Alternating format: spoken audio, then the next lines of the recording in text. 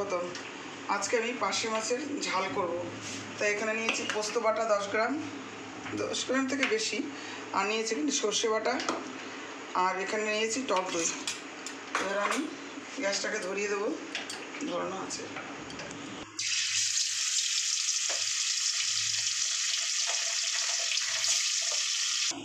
এটা আমরা এই যে আমার মাছগুলো কাঁচা, এই যে মাছগুলো আমি হালকা করে ভেজে নিয়েছি। এখানে আমি কালো জিরে দিয়ে দিলাম, কাঁচা লঙ্কা কিছুটা দিয়ে দিলাম,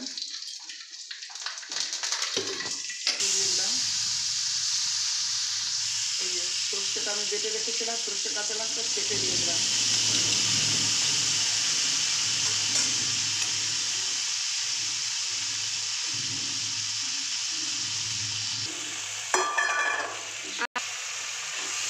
সেজন্য আসলে পানি মাছ,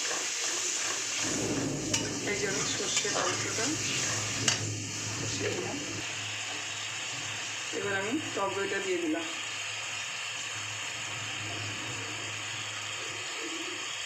লবণ দিয়ে দিলাম, লবণ আন্দাজ মতন দেবো যেহেতু মাছটা আমার কম।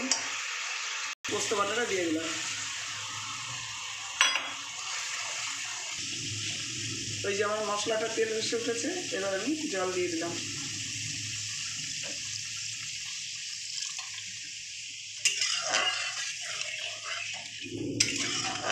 এটা পুরো তেল ঝাল হবে।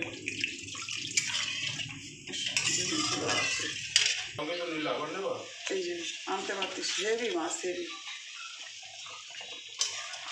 মাছগুলোকে দিয়ে দিলাম। এবার আমি ধনে পাতাও দিয়ে দেবো।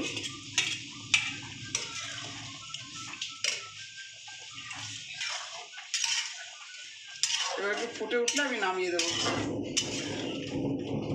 মাছ দারুণ তেল, একদম বেশি পার্শে, খুব ভালো মাছ।